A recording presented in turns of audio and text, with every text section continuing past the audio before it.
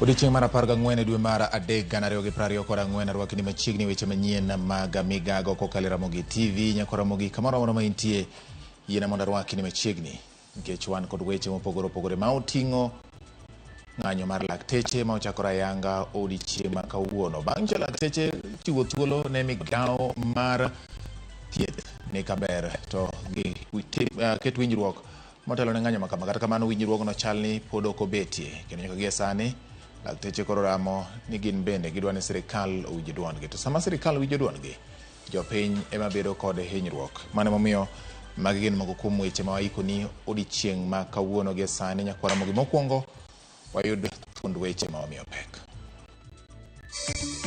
Lakteche ma pacho ka ok ochopo kuondegi mag tich okinyi ma kawuono e sama gichaka yanga ng'anyo margi.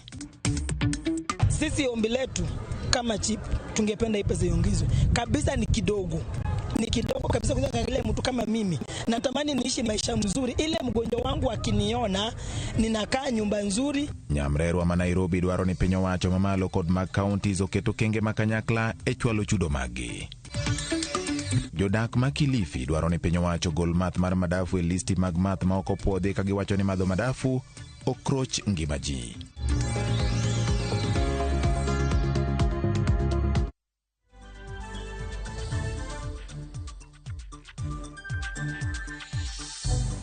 Arwakni machiegni nyako Ramogi bed thuolo mar miya pachi weche manyien mag migago chakore sani. Namba mar simenari 3600 kata bende nyalo weche gi achiel kachiel kokalo e mbui mar Facebook Ramogi TV Kenya kachiel kod YouTube marwa en Ramogi TV Kenya. Kapok subscribe sani en mbui mar YouTube manyien kendo morani mondo wami godo weche mong'ith. Omiyo ne ni riori ibedo jogo mokwongo yudo weche gi kokalo e mbui mar YouTube Ramogi TV Kenya.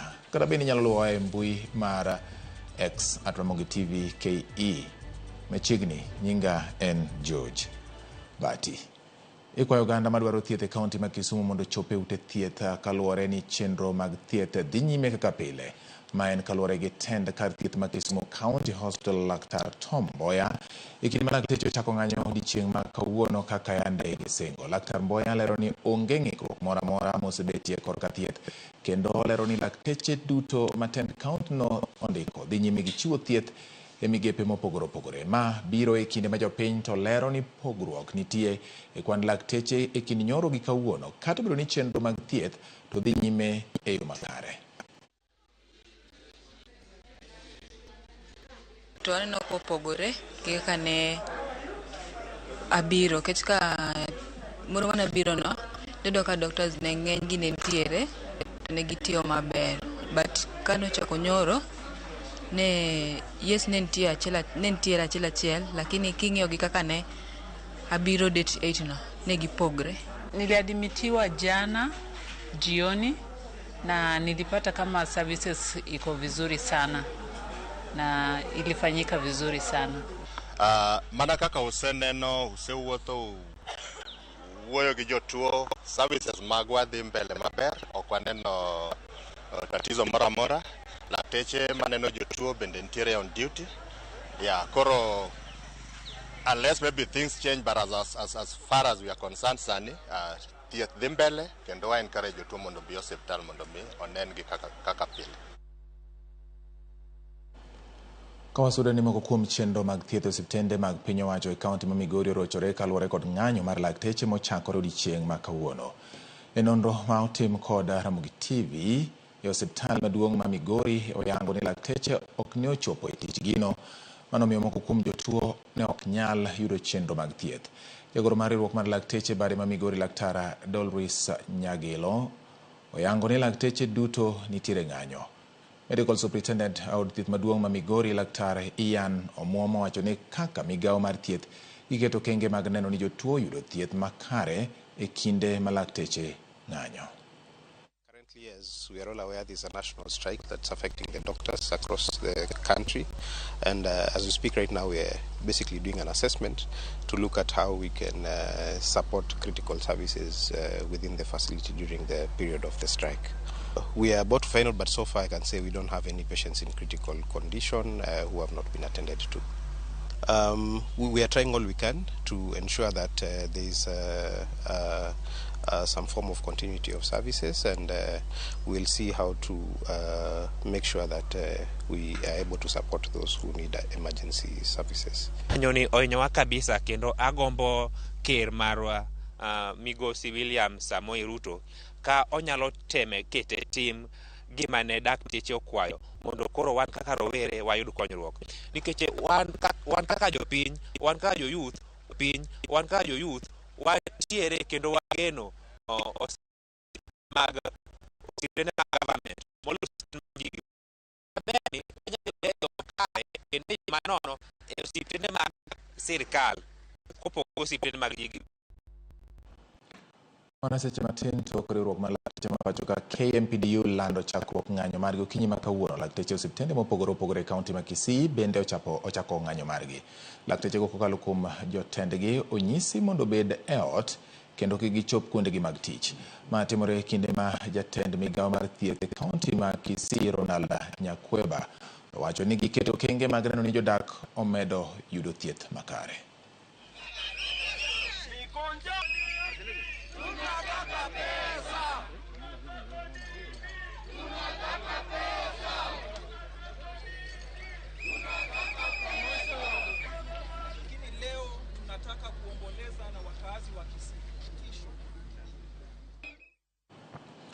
Wasudo nyako Ramogi, jatend migawo mar thieth Susan Nakumicha kawuono chopo e mbele komiti mar thieth e od bura mamalo kod duoko penjo e wi weche momakore kod migape mar thieth. Moko kuom weche milose gin okenge moseketi e kedo kod tuo mar malaria ke bende igeno gol duoko e wi ng'anyo mar lakteche ma ochakore ayanga kawuono. Nyako Ramogi wadani wawinje ne achiel kachiel gima timore e od bura e kinde ma jatend migawo mar thieth Susan Nakumicha ochopo kuom jood bura go.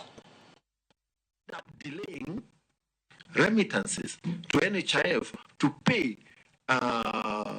service providers. What is our position as a ministry on that issue? Because as long as people feel that late payments, there is punishment for individuals, but there is no punishment for corporates, government ministries, and government agencies. This violation, even with coming in of SHIF, it will still continue. And we'll have the Social Health Authority again in the exact same position that NHIF is in today in terms of timely payments for services to hospitals and other service providers. I think Honorable Madenge, the CS said she was in Treasury this morning trying to sort out the same thing. Yeah. You see, going to Treasury is a stopgap measure. So is that what we'll tell Kenyans, that we'll keep going to the Treasury? I have asked a fundamental question. Parliament has deducted my NHIF from my salary, my contribution to NHIF. Why should the Parliamentary Service Commission delay in remitting that money to NHIF? And what is our position as the Ministry of Health? I think the CS, you can quickly comment. Chair, and as I release you to leave. Thank you, Chair. I think I had, Honorable Madenge, I had responded to that before you came. I said under the Social Health Authority, one of the changes that we have done is deduction at source for Social Health Authority. That the remittance, for example, of Parliament, instead of Treasury forwarding money to Parliament, for Parliament to deduct and send to Social Health Authority, our Social Health Authority funds shall be deducted at Treasury and sent to Social Health Authority without coming through Parliament. So that then we cut that link of delay. And it's not just Parliament. Many government institutions, they do statutory deductions, but they delay to remit to NHIF. So under the new laws, it will be at source that Treasury then sends the money for SHA to SHA and sends the rest of the money to other institutions for them to take care of the other of the things. So in terms of enforcement, again, Treasury will tell you is a matter of availability of exchequer. Chair and honorable members, this committee is the one that gives resources to institutions under the Ministry of Health, including if they are supposed to be resources for social protection. The last budget that we did, Chair and honorable members to this committee, you know that we have a gap of 97 million from what we requested and what. Let's not go in that direction. So, Chair and honorable members, members, please, I kindly ask you to remain behind. The minister is Chair, free Chair, to I'm leave. going to ask about. No, you will ask. The minister, you are free to leave. No, Waziri, I'm asking this. No. I want to ask about Stephensis. There is a very fundamental issue, Chair. This report starts by saying the molecular analysis conducted on the recently discovered invasive mosquito has confirmed its existence, but examination of the sporozoites to assess malaria transmission by the vector has yielded negative results.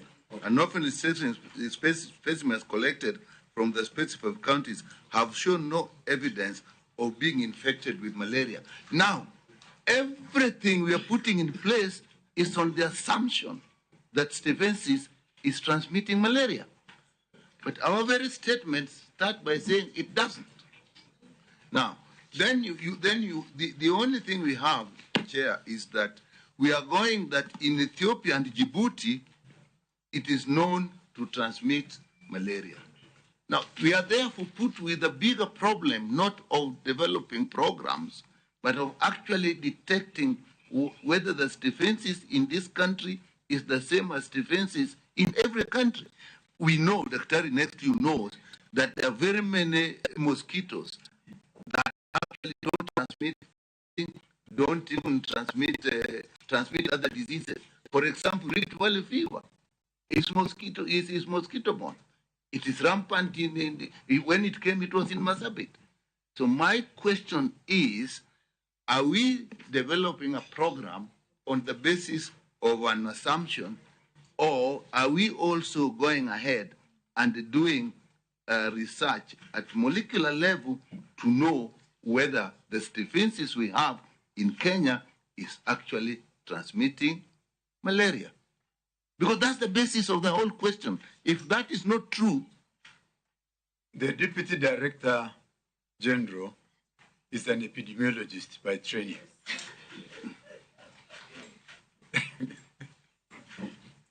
I think we might, if you don't have adequate answers, we'll call you back to the committee.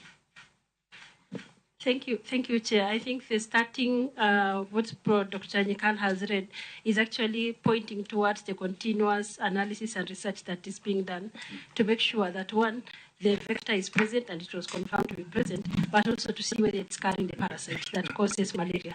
And that is what we have seen. It is not causing. At that point, the research was done, it is not causing. The quarterly surveillance that is ongoing for this vector and the parasite is actually to have a continuous way of looking and detecting the presence of these parasites. The malaria program is there because we have malaria. It is not started because of Stephensis. So it is just expanding the surveillance component to make sure that in the areas where the vectors are detected, we have continuous surveillance to ensure that whether it is carrying the parasites or not, and whether, and you know, Dr. that Stephensis also carries Vivax, because we are doing, so we are also looking at that, because then it will mean that we have to also add Primaquine into the treatment schedule. So this is continuous surveillance to make sure that we are monitoring the vector itself, the types of parasite it is carrying, if there is any, so that we can be able to provide the guidelines for treatment appropriately. So the bigger issue actually would be, because there has to be. Erokamano nyakora mogi manoka weche twerore e od bura mamalo e kind jokanyo mag komiti mag od bura mochung' ne weche mag thieth kaachiel kod jatend migawo mar thieth kod lange ma ochopo ka ing'iyo kenge ma oketi mag bero weche thieth e pacho ka. Kawere kod mane ni jatend piny William Ruto ochwalo ote mar kuyo ne anyuola mar gavana machon Narok Samuel Tunai mano ito mingi Mama Anna Tunai kowuoyo bang' romo gi anyuola ma Tunai. Ruto Anna Tunai kowacho ni osebedo kotelo ne jodak e kaunti ma Narok kokalo kuom nyithinde. E wi mano, Ruto bende ojiwo ji mondo oyie gi chenro mage mag bero sekta mar thieth, kowacho ni chenrogo biro konyo joma thoth e pacho ka yudo thieth makare. And friends and relatives from Narok, Kajiado, Samburu and Nairobi na sehemu zingine zote, tokana na ile gharama ambaye tumegharamia kama familia, ndio naelewa sana the Kenya Kwanza agenda ya health, kwa sababu kusema kweli, Your Excellency, hiyo agenda yako ya kusaidia hasa wale watu ambaye hawawezi, mimi we have experienced as a family, na kusema kweli, unless the government intervene in the manner in which His Excellency the President has planned in the Kenya Manifesto, a lot of Kenyans wataumia sana. Mambo ya ugonjwa imekuwa nyingi mno. Huwezi enda siku mbili bila kusikia mtu ya kansa. Hizo magonjwa mengi. Na nafikiri ile kazi ambayo unafanya, tunakuunga mkono 100% kwa sababu tunajua itaenda kusaidia wananchi wetu. In very many special ways, she has made a contribution to Kenya through her family members who have provided leadership in many aspects in Narok and across the country, and in many ways. Jaod bura member kasi East Babu Owino jiworo ere mondo wuog oko mar kawo thuolo mag telo pachoka. Babu wacho ni ojende osebed ka idiko wigi kendo ok migi thuolo makare mar nyiso chia margi kata odoko ne gin kod lony kendo wigi bende bith mar tayo Uganda, kembe kod riwruoge mopogore opogore. Jatelo no lero ni jomatindo ni kod ting' mar biro kanyakla kendo teko kod nguvu margi biro chopo mabor e yor fuaro thuolo mag telo.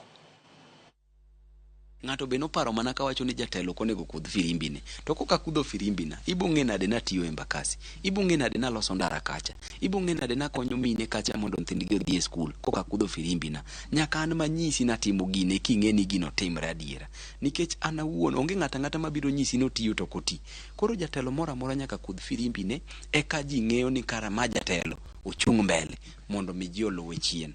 Koro an aneno ni jatelo onego kudh firimbine, onego bende kikiti gi firimbi ka utung dhiang' ema kore kudhi mondo ji owinje kumora mora. Sani koro en wan monego bed ni wawuok to wapidho jonyuolwa. Koro emomiyo adwani mondo ojende mang'eny owuok kabisa.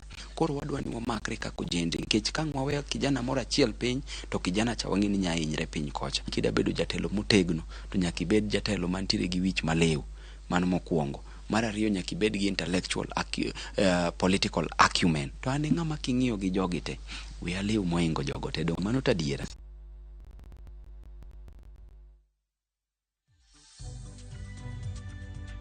Erokamano nyako Ramogi kuom kete Ramogi TV yweyo mara mokwongo biro nigi kanyo achiel kachiel kokalo Ramogi TV. Misebedo kae gi luwo weche manyien mag migago.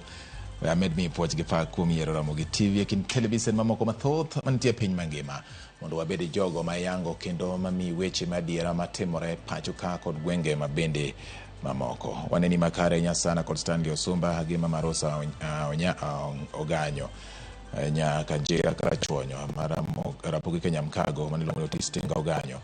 Omosh Dirago la Cruiser wacho ni bati aneni mablera inya sekta mar thieth en gima duong' e ngima dhano. Omiyo ng'anyo mar lakteche dhi kelo lal mathoth ne jotuo. Koro sirkal chopo dwachgi mapiyo mondo kik hinyruok obed ne japiny. Boss Wuodo Remo wacho ni makare ahinya Nairobi kendo weche manyien akelo maler kendo mawinjore mamit. Erokamano ahinya kuom dhi Alan bende wacho ni mana gi wach ma omako dhogi nyamrero tiyo tich matek to chudo margi ok oningo dek kata matin. Mano e kaka uwoyo kanyo. Boss Wuodo Remo erokamano ahinya kuom kete Ramogi TV. Bati ma Robert kantire Suba Nyamadede wacho ni jatelo Ruto yie mondo chul lakteche mapiyo piyo. Bati neno migago maber ahinya kantiere Suna West Bondo Nyironge ma Daktari Jaimbo. Erokamano Daktari Jaimbo kuom kete Ramogi TV. Warango Ramogi TV kendo wayudore maler ahinya adwa mano Robert Tiang Futang. Okay, kiani mano nyingi Chinese koso mano mane. Nicholas Okwach neno Ramogi kendo winjo maler ahinya entiere gwenge mag Gwasi Suba South. Erokamano. Aneno ka Dennis Manyakwa Rita Adhiambo ma Ulanda Uloma wacho ni watching live gin gidagi Rita e wang ginene wang jowi achiel kachiel. Erokamano. kaendi bende alidhi moko kuom ji ariyo adek ma bende oketo wang'gi bathe koni mondo ang'eni to gin ng'a gini. Ka wang'iyo kae aneno ka Silvia nyathi Nyaboro wacho ni winjo ka babu wacho ni wiye leo moingo winjo moko te. Okay, wacho ni mano kaka babu seloso kero kama nanya. Ka bende jok ma bende wuoyo koda kama bende neno weche manyien chiel ka chiel. Aneno Molena Koth wacho ni ero kama nanya aluwo weche gi makare an kodi nyaka giko. Sophie Matuko wacho ni achiko ita kendo wang'a bende aneno kod Ramogi TV. Olive Akoth Ramogi golo news maler gi kuku ne duto te amor. To kama nanya Velma Mera bende kachiel kod Kalo Akoth wacho ni ok baya kata matin kendo weche manyien donjo na rafiki manyakwaro pondo ero kamano. Kasto Karo Nyalego wacho ni nitiere Siaya Town wacho ni neno weche manyien gi yo makare. Nyakwara Kadeso an kodi ong'ala kong'ala kendo weche manyien molon oa yo makare ahinya. Ero kamano nyakom kete Ramogi TV. Michael Oyugi wacho ni amos ne Ken Moga newsroom kanyo kendo wacho ni weche manyien mag migago los mopodhi yo makare. Yine mondo ka uyuyo gi kanyo nyakwara Ramogi wach kitigi kaduogo pod wan gi mamoko weche manyien mag migago med mana kete ka.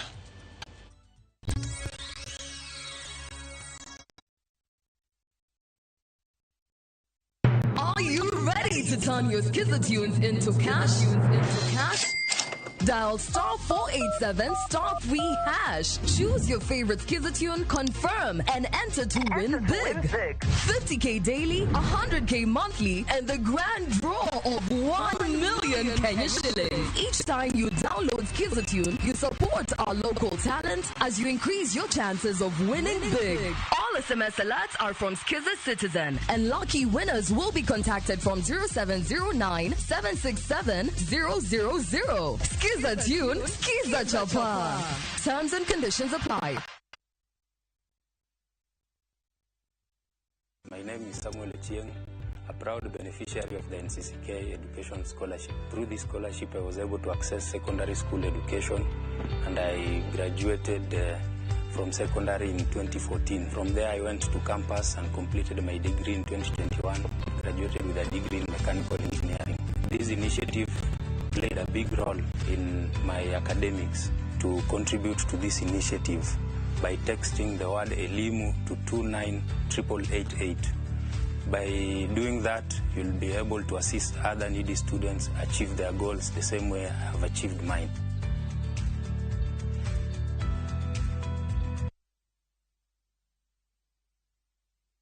Asewacho ni nyathini toko winja to sani oseguro tiende dalani. In a world where faith, fear, sacrifice, and the complexities of father-son relationship collide,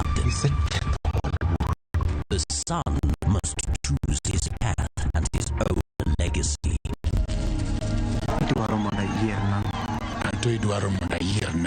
Watch this emotional and riveting story of Dennis in Where the River Divides. Watch the best content on the go only on Viusasa.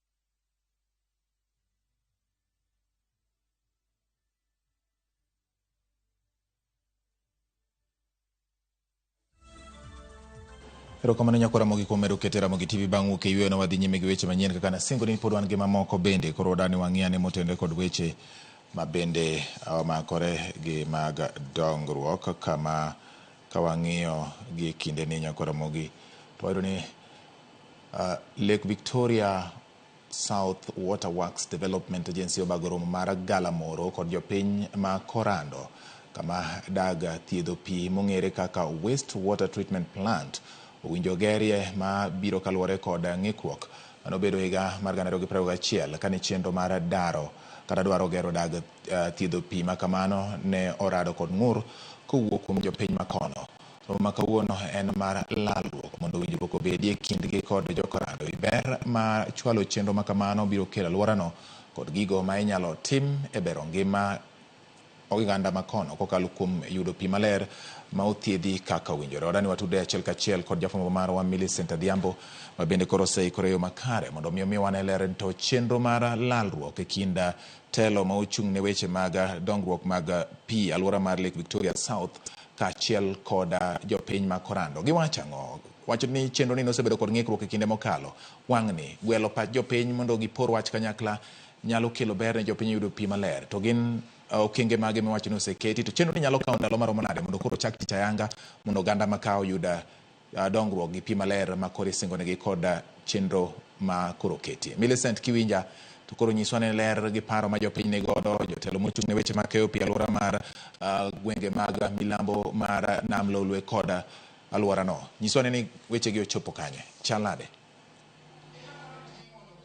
Erokamano ahinya George Bati, achiel kachiel kwa wuok e alwora ma Korando kuma bende chenro mar gero dag thiedho pi ma ong'ere kaka Waste Water Treatment Plant owinjo beni timore dhi nyime kaendi. En romo mar galamoro mar lalruok kod jopiny malura niendi nikech ma en chenro mano winjo beni chakore higa 2021 to no winjo rum higa 2026. Kata kamano kano chakore kinde machien no ne orado kod ng'ur mopogore kowuok kuom jopiny ma kaendi ni chal ka gima ne owegi oko e chwalo chenro makamano. Ma emomiyo ateri achiel kachiel ir jokanyo mondo gilenwa ni to romo ma kawuono niendi gigeto godo wach mane to ere kaka gidwaro timo lalruok kata winjruok e kindgi kod jopiny mondo mi chwalo chenro ni odhi kare nikech wayudo ni midhiero ma bende oseneno e pinam lolo bende kelo dung kata chido mar pino emomiyo chenro makamage dwa tim mondo mi sama ji puko chido kata gigo molil kata pi molil to kodhi e nam kucho to yud kaka nyalo kendo rocho ler mar pi e bwo nam lolo. Ka kamano tadhi achiel kachiel irgi mondo mi gilerwa ni to odiochieng' ma kawuono gichopo kae en lalruok tang'o mokelo lalruok to gin okenge mage ma gidhi keto kare neno ni winjruok obedo kendo chenro ni ochwal mochopo kare machiegni ibro chako mondo nyiswa ni to kawuono kae tang'o matimore to mayo biro nang'o. Erokamano jokanyanam. Nyinga iluonga ni Engineer Felix Okuta. Atiyo e bad sirikal mamalo e bwo migawo mar Ministry of Water, Sanitation and Irrigation. Atiyo ne Lake Victoria South Water Works Development Agency. Tijwa kaka omiwa gi sirikal en wadwaro ni mondo walos weche mag pi kaka ikeyo pi to gi weche mag ler kata sanitation mane tijwa mwatimo. Koro currently nitiere program watimo miluongo ni Lake Victoria Water and Sanitation Program ma dwaro keyo pi to gi weche mag ler e bombe ma Kisumu City to gi bembe moluore. Koro program ni en program mo obedo financed gi European Investment Bank, French Development Agency, EU to gi sirikal mamalo Government of Kenya. Pesa mitiyogo mwayudo mwaloso godo pi to gi weche mag ler en total mar 7.5 billion Kenya shillings. Wadwaro ni jo Kisumu County jo Kisumu City oyud pi makare to gi ler bende gibed gi ler makare. Koro itime kuonde duto east, west of Kisumu. Kama wantie kawuono wabiro mondo walalre gi jo Korando community nikech gimbe gine e chenro marwa mondo giyud pi maler to gi sanitation. Ne nitiere ng'ur nikech gineno ni nokwa keto gi mbele kwa chano chenro mar water and sanitation. Ne gidhi e court kaeto court no determine mondo kot nong'ado ni mondo wabed kodgi piny, mondo wawuo kodgi, walalre kodgi, mondo wadhi kodgi kanyakla kwatiyo project mar loso weche mag pi to gi weche mag ler. Kawuono kwaka waseneno ka nitiere ranyisi ni jokorando oseyie mondo project odhi mbele, mondo wabed kodgi kanyakla e mpango mar loso pi to gi kuonde mag ler, mondo jokorando bed maler kendo bed gi pi midwaro kaka chik mar Kenya oyie. Erokamano. Erokamano ahinya machiegni. Nakao pach jopiny mana mapiyo mondo nyiswa ni to kokalo kuom romo ma kawuono kendo mane ma un godo. To bende sani koro ng'ur mar bedo chak bedo maonge chagi nying. Okay, an iluonga ni Elijah Ponge Oteng, an jakorando. Wa support project, wasebedo kwatwa gi Water South ma odiochieng' ma kawuono ne wabiro public participation, waneno ka lokruok nitie kendo jokorando oseyie ni project dhi timore kendo gi kwe gi muolo. Waneno kawuono onge chochni moro amora mantiere, jokorando oseyie gi project. Wan kaka wan jokorando wa support project mondo mi alwora mar Kisumu City obed maler kaluwore gi problem osebedo go mag minyaga gi uchafu mantie Kisumu City. Erokamano. Erokamano. Nyinga en Esther Dhiamba Kelo, an achiel kuom komiti mar jokorando. A support program mondo dhi mbele nikech ei korando wa kae wan osebedo jirand town kendo town osesudo machiegni kodwa. Koro ji bende waserwako welo mang'eny ei korandwa ka mosegero nyaka grofni magisebedo gi septic tank. Te kinde mabiro gi septic tank nyalo kata muoch ndalo mabiro gi kora waneno ni ka warwako project masiware jobet area waka wabiro bedo gi dongruok mang'eny ahinya. Omiya akwayo gi muolo jokorando mondo rwak project gi yie contractor mondo donji mondo identify the place ma project biro tiye kendo ging'e maber, kendo akwayo jo project ma project biro tiye ni kata kobedo project biro mbele to mondo kik wadar, wewa wabed machiegni to giti gi compact manyien mok bi thing'owa kendo wabiro dak ka wan gi alwora maber, surrounding maber, wabiro bedo gi pi maler gi gimoro amora maler kendo dongruok biro dhi mbele. Bende iparo ni chenro ni biro kelo kata nafas mag tije ne jodak ma korando? Erokamano. An gi geno ni tich biro bedo mang'eny ne vijende ma korando kendo ji duto te biro yudo ber ei project ni nikech promise wa ni kata project ni wanyalo gerwa skundewa moko maricho, nyithiwa mokoso tich biro yudo tich kendo wan be wabiro bedo gi profit mang'eny. Erokamano. Mana kamano George Bati, kionge penjo moro amora sewinjo kokalo kuom komiti achiel kod jodaka ma korando kaachiel kod jakanyo ma bende nitiere kaendi mowuok ka Lake Victoria South Water Works Project ma bende olero kanyo ni sani endi winjruok osebedo kendo gin gi geno ni gibro lalore ma giwinjre ma chenro ni mar chwalo dag thiedho pi alwora ni odhi kare. Jo komiti kata jodak ma kan winjo koseyango ni gin gi geno kendo gidwa ni chenro mar dongruok no bi alwora ni, kata kamano gigombo ni jokanyo kata jo Lake Water ochop singo margi mar neno ni okelo ne chenro ni okelo ne jodak ma kaendi dongruok mopogore kaka loso nafas mag thuolo mag tije ne rowere ma kaendi e kind mamoko. Kopogore gi mano, magi weche ma bende pod wanyonore kaendi kwaluonu mos kaka gidhi rumo kanyaka ang' lalruok no kata romo mar galamoro niendi rumo mondo wane anini to bende odhi nyuolo lemo kaka oseyal kata kaka oselandi injili mare ne jopiny ma korando. Ka kamano taduoko ni studio mondo idhi nyime kod weche ma medo tuchore e mesa mar weche mar Ramogi TV. George Bati an komi. Erokamano Millicent Adhiambo, mana kaka isingo nawe e thuolo mondo koro imed luwo wechego kaka lalruok biro bedo, weche ma ibiro chopie, winjruok mibo keti mar neno ni chenro mag pi maler ochopo ne oganda e alworano. Erokamano Millicent, med luwo no wachno. Nyakwa Ramogi ka wadhi nyime gi weche mamoko en ni lakteche ma pacho ka ochako ayanga ng'anyo margi tok notice mar ndalo 7 mane gichiwo rumo ayanga otieno manyoro. Giwacho ni piny owacho osebedo katugo kodgi kanyisogi ni onge omenda mar keto e tim winjruok mane giketo e kogno higni 7 mosekalo. E chakruok mar ng'anyo ma kawuono wang'iyo chal mar thieth e ute thieth e kaunti ma Nairobi. Nyakwa Ramogi wadani wature kachiel kachiel kod jafwambo marwa Judith Omondi ma bende osebedo kaluwore e moko kuom ute thieth e boma ma Nairobi ka mondo mi onyiswa ni to diponi gin oyudo ka chenro chalo nade, jotuo dipo nitiere kod achiedh nade koso weche mag thieth dhia nyime kaka osebedo katimore pile, to poni jotuo ni kod achiedh nade, gin okenge mage ma samoro gikawo, diponi giringo ka gidhi e ute thieth mag ji giwegi koso pod girito ne kaber koponi lalruok gi winjruok nyalo bedo e kind sirikal to ang' ne lakteche duog kendo negi bang' kanyo. Gin geno mage ma jotuo ni godo, gin midhiero mage ma samoro gikale, kata jok ma samoro nigi jogi e ute mag thieth mag piny owacho ma lakteche gi obago ng'anyo kawuono. Judith kiwinja, to koro adwani mondo iler ne nyikwa Ramogi ajwang' na achiel kachiel ni gin ang'o gini ma wang'i oneno kata ma ifuaro kod wang'i mar fwambo kachiel kod bende ma iti ogilo e kinde ma itimo luorruok e moko kuom ute thieth ma nitiere boma ma Nairobi. Judy. Erokamano Bati, mana kaka isewache antiere kar thieth ma en achiel kuom kuonde thieth ma asebedo ka wuothie chakre okinyi e boma ma Nairobi nieki, kendo ma en osiptal ma Mama Lucy mantiere kaunti ni ma Nairobi.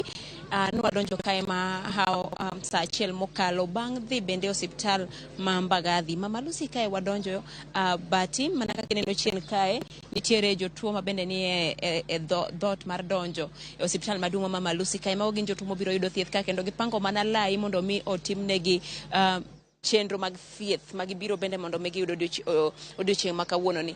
Chutho to nowinjo bed ni ng'anyo mar lakteche mantie e bwo riwruok mar KMPDU chakore odiochieng' ma kawuono bang' ndalo abiriyo ma nyicha gisebedo ka gichiwo ne piny owacho rumo otieno manyoro kar saa 6. Mama Lucy kae watwako jatatije ma bende wawuoyo godo e yo ong'we yamo, oonge kae mak mana nokonowa ni chenro mag thieth kae dhi nyime kendo lakteche osedonjo kae. Koro chutho to Bati pod ok oyienwa goyo picha mondo mi twane gi wang'wa ni to bende thieth dhi mbele. En mana ni jotuo ma wasetwak godo oko mar picha kata mana oko mar kamera bende wacho ni giyudo lakteche ma bende gitwak godo kendo gilero negi midhiero mag-gi. En mana ni jatuo ok inyal penjo matut mar kone ni to jatuo laktar miyudo kanyono en clinical officer koso en medical doctor. Thothwa ok wapenj ga mago kendo ok walar ahinya ni to jatuo oyudo daktari mane iye kacha. Mak mana ni kaluwore gi wach ma bende wayudo kuom CEO mar osiptal Mama Lucy kae to en ni thieth dhi mbele kendo nitiere lakteche modonje tich mar tiyo kanyakla kod jotuo modonjo kae. Motelo ne biro Mama Lucy kae Bati ne wan Mbagathi Hospital kama bende watwak kod CEO ma kata jatatije mar osiptal no ma bende owachonwa achiel ariyo adek madhi mbele osiptal no eko en no yie wuoyo kodwa e wang' katika kamera marwa kendo bende wakaw thuolowa mar wuotho e osiptal mondo mi twane gi wang'wa ni to bende thieth dhi mbele kaka oselalonwa. Jatatije mar osiptal ma Mbagathi wacho ni chutho to kwan mar dakteche ma en ga godo e osiptal no ok odonjo te odiochieng' ma kawuono, to nyalo bedo ni kamoro paro ni nitiere ng'ikruok mar ni kwan lakteche go odonjo nikech odiochieng' manyoro riwruok mar KMPDU no wacho ni gichako ng'anyo gi mak mana ni godhiambo bende nitiere ote manowuok kuom doho ma bende lakteche modhuro ne ok ochwoyo wang'gi. Koro paro ni kamoro bedo ni report mar doho no nowuok modeko emomiyo lakteche moko ma ok odonjo tich odiochieng' ma kawuono ok odonjo. Kata kamano pod ging'ur. Jatatije mar Mbagathi koni chutho to poni nikech kawuono odiochieng' mokwongo to kaka ndalo medo sudo oluor ni kamoro poni ok okaw ondamo makare monego beni kaw kod bigaw mar thieth to lakteche gi kamoro nyalo koso ma ok odonje tich. To magi gin gik mowacho ni nyalo rocho ng'ikruok mar thieth e osiptal no kaachiel gi osiptende moko bende mani oko mar kaunti ma Nairobi ni kata mane gwengewa mamoko kaluwore gi ng'anyo no mane Orland kod riwruok mar KMPDU. Lakteche mag KMPDU Bati kaka wasebedo kwa neno kuom ma haud weche moko chien ka osebedo ka ng'ur ne weche moko ma bende giwacho ni migaw mar thieth bwo tend Susan Nakumicha ok osebedo ka keto negi kare. Mokwongo en Ongirimiti mane giwinjore kata mana gichwo e kogno bang' ng'anyo maduong' mane obagi higa mar 2017. Waduto ang'eyo ni ng'anyo manotimore higa mar 2017 ne en ng'anyo maduong' ma bende ne odhi kuom mahao ndalo 100 mane lakteche okadhi midhiro mang'eny kendo bende ne gionge osiptende. Koro nitie Ongirimiti mano ket bang' ng'anyo ni mano nego beni keto e tim to gikoni kuom higni buora yare higa mar 2017 ni migaw mar thieth ok osedewo kata mana keto e tim Ongirimiti mana giwinjore bang' ng'anyo no mane obagi higa mar 2017. Bende nitiere jopuonjre kata mana lakteche magin jopuonjre mapok oketie ute thieth mondo mi bende giyud oboke mapuodho gi kata mana yango gi kaka lakteche mawinjo beni tie pacho kata mana pinje maoko miluongo ni Dr. Interns. Dr. Interns gi gin mantie boriwruok mar KMPDU monego beni keto e osiptende kod piny owacho Roma 1,200. Lakteche gi poko kete e ute thieth kata bede ni chik mana gigo e kogno koni ndalo 30 bang' ka japuonjre mar laktar osechuone ogudu e mbalariany onego beni kete e od thieth kendo timo puonjruok mare mar bedo kod lesen kaka daktari monego beni tie pacho kata mane pinje maoko. Koro magi gin mana kuom gik ma KMPDU osebedo ka sundo piny owacho. Odiochieng' manyoro waneno ka nitie moko kuom jood bura ahinya to mantie boriwruok mar Azimio la Umoja ma bende ne osiro ng'anyo mar lakteche ka gikoni en sama koro nyaka migao mar thieth yie winjo ywak mar lakteche kendo keto e tim mondo mi thieth kik ng'ikre pacho ka ahinya to e kinde ma Kenya medo sundo kendo dhiro chenro mar thieth makare yo moyweyo ma bende dho ngere dendo ni universal health coverage. Pod wawuotho kae kuonde mathoth bati kendo bende wadhi medo yudo lipode mowuok e counties wani te odiochieng' mokwongo mano winjo ng'anyo mar lakteche ochakre. Chal nade ute thieth mag piny owacho pacho ka mangima magi duto ang' wakelne nyakwara Ramogi weche manyien ma saa achiel saa adek mondo mi twane ni thieth chal nade onego bedi japiny ng'e ang'o kotude kod thieth monego bedi oyude e ute thieth mag piny owacho. Bede king'eyo ni riwruoge mag thieth mamoko ma onge bwo riwruok mar KMPDU kumotimo Kenya Clinical Officers, Nutritionists gin bende ne gibuogo ni gichako ng'anyo margi chieng' wuok tich juma manyien. Poni riwruoge gi te ochako ng'anyo gi juma manyien ok wang'eyo kaka chenro mar thieth bro betie ute thieth mag piny owacho ma pacho kama mana ni wan gi geno nikech odiochieng' ma kawuono bende jatend migao mar thieth Susan Nakumicha ochope od bura nyim komiti mar thieth mondo mi gitwagi achiel kuom weche ma bende warango ma kawuono ni ma en ng'anyo mar lakteche bati. Mana ka in gi penjo achiel kachiel nyaka iri e studio. Judy ok dang' abed gi penjo machielo adwani mondo mi aweni thuolo mondo ibed gadieri to chal mag thieth chalo nade ute thieth mopogore opogore kopogore gi mesaluororie sani mondo ang' ibed gi weche manyien mag odhiambo ma omako kaka weche chalo adier e gwenge ma Nairobi kae ute thieth mag sirikal. Erokamano nya Judy Thomondi kuom miwa lipot machal kod mano pod wabro medo geno ng'eyo mathoth ahinya e weche mamoko manyien mabiro mana kokalo kuomi bang' ka ng'ise fwambo kendo fuaro matimore e ute thieth mopogore opogore Nairobi. Erokamano Judith. Nyakwara Ramogi ka wasudo kendo wawere kod ma otendre kod weche mag ng'anyo mag lakteche wadne riwruok mar jous e yedhe ma pacho ka oriwo lwedo chenro ma piny owacho ni godo mar timo apedha ne ute ma uso yedhe mar golo oko jogo ma ok luw chike kendo uso yedhe ma ok opuodhi. Jagoro mar riwruok mar kuonde mag uso yedhe Eric Gichange dwaro ni jatend migao mar arita kod board mar yedhe kod jokanyo mag counties mondo mi okony e loso sekta no. Kata kamano kwayo bila kod apisa matimo apedha mondo kik roch ratich johala e kinde mag chwalo chenro ma kamago. We propose implementation of Nyumba Kumi initiative, which we call zoning, in collaboration with local administration and county governments. To help in identification of registered premises, KPA has adopted the Blue Cross as a mark of trusted, quality, and safe pharmacy outlets to be mounted in all KPA members' registered premises. The one that we will be using on the ground has got a QR code that can be able to be scanned and you get the identifications. We have also gone further to do what we mentioned as Nyumba Kumi. You can also call it zoning, where we have zoned the regions and we shall be having zonal leaders. So within the zones, we will be able to identify through the leaders of the zones, legitimate pharmacies and non-legitimate pharmacies. Kauso ni nyamrero ama ong'ere kaka CHPs koro kwayo piny owacho ma counties kod sirikal mamalo mondo los chenro kaka gibiro yudo chudo margi dichiel kuwuok e piny owacho ariyogo.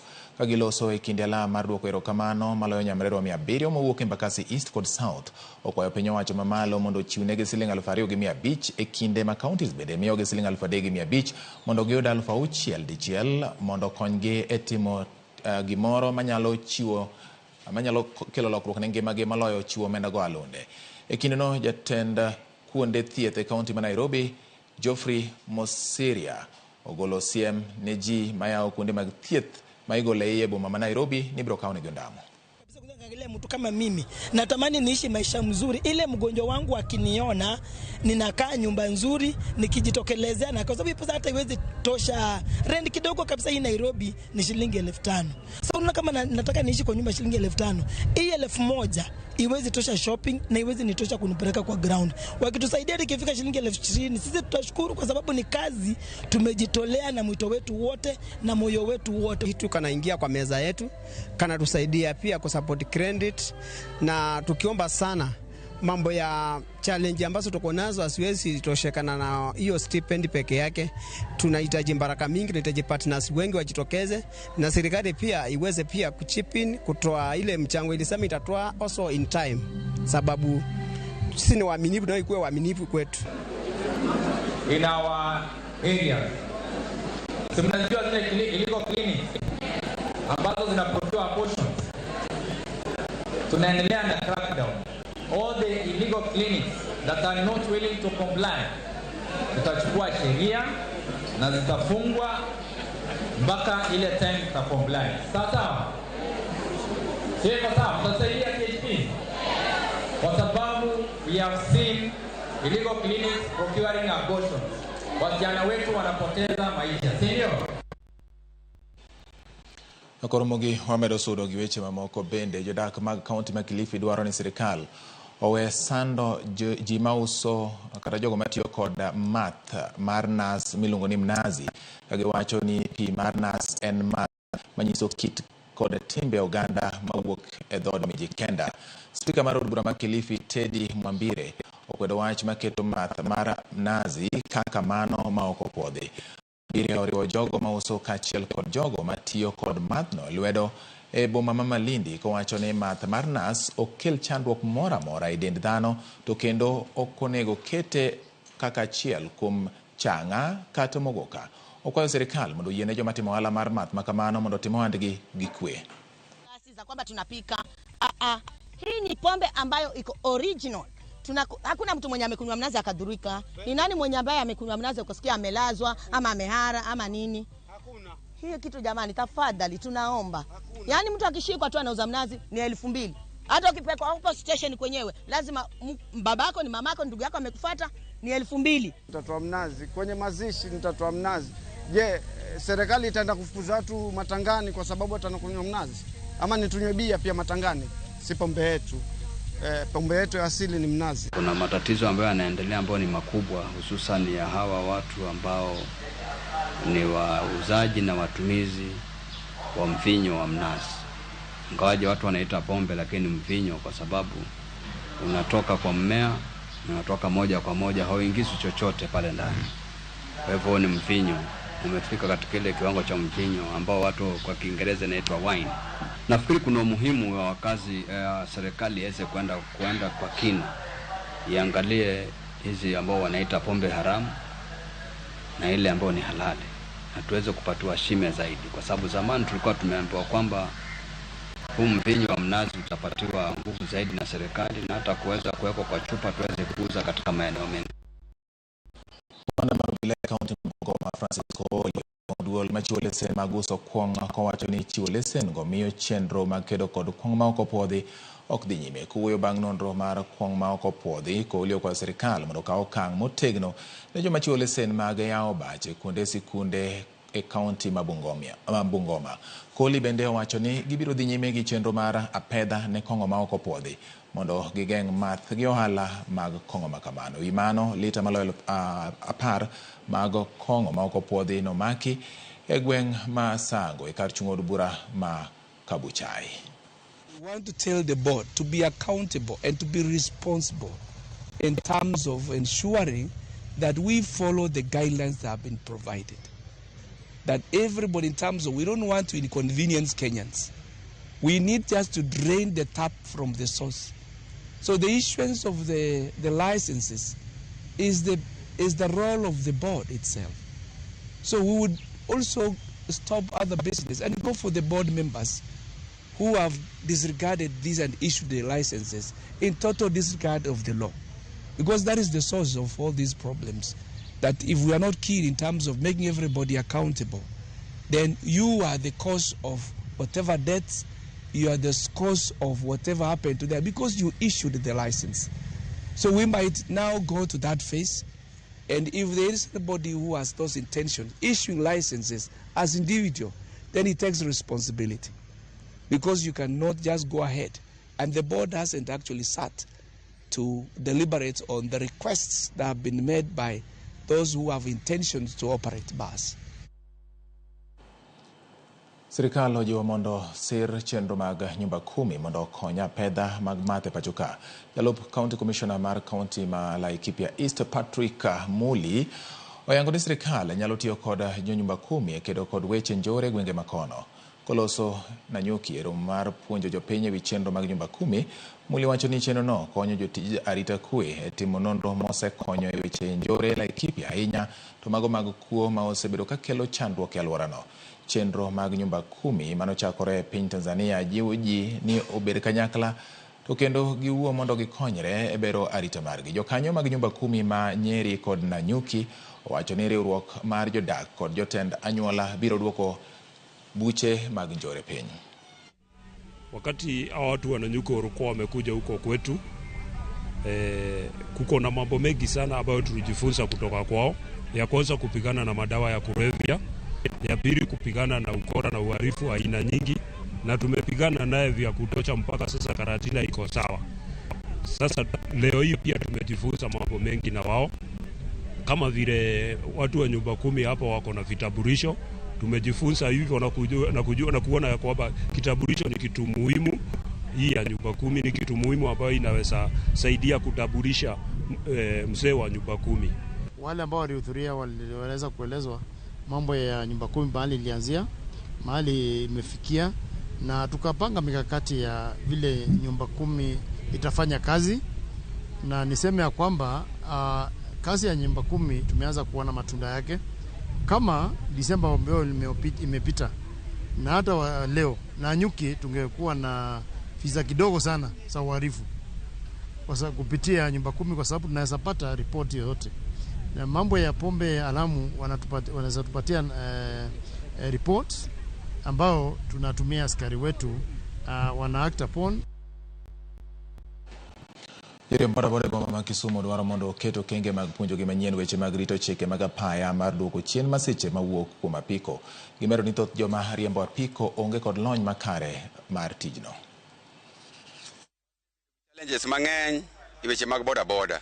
Kendo wasebedo gi puonj ma jogewa ok osebedo kadhiye kata ng'enywa ok osebedo ka chope, nikech seche miriembo pikipiki e ndara, first mokwongo onego bedin kod helmet, onego bedin kod boots, onego bedin gi reflector jacket manyiso in achiel kuom jo boda boda matiyo within Kenya mangima kata kiweyo Kisumu County.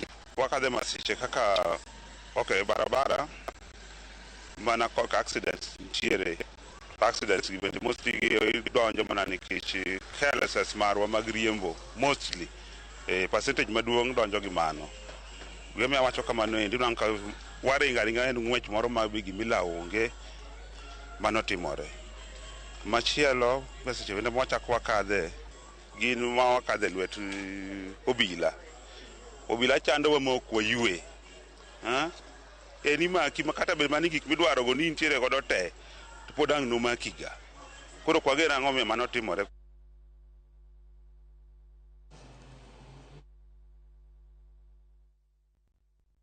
Ang'o maketo skul mipuonje weche mag thieth kod science bedo maber?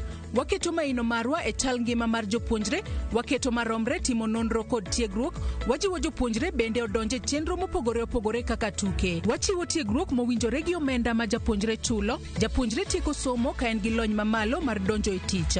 Omiyo chop Imperial College of Medical and Health Sciences kama kepo mar dwe mar adek higa mar 2024 dhi nyime. Welcome to Imperial College of Medical and Health Sciences.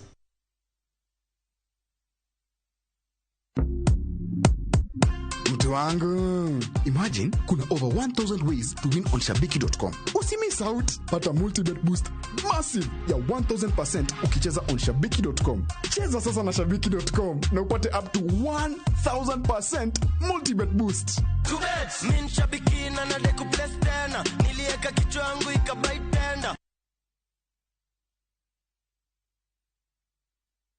أشهد أن لا إله إلا الله نستغفر الله نسألك الجنة ونعوذ بك من النار اللهم إنك عفو تحب العفو فاعف عنا يا كريم العفو. Kupata uradi wa Ramadhan, bonyeza star 811 star 271 hash.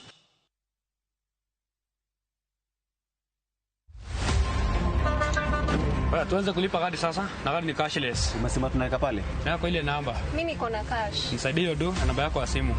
Nakusoti.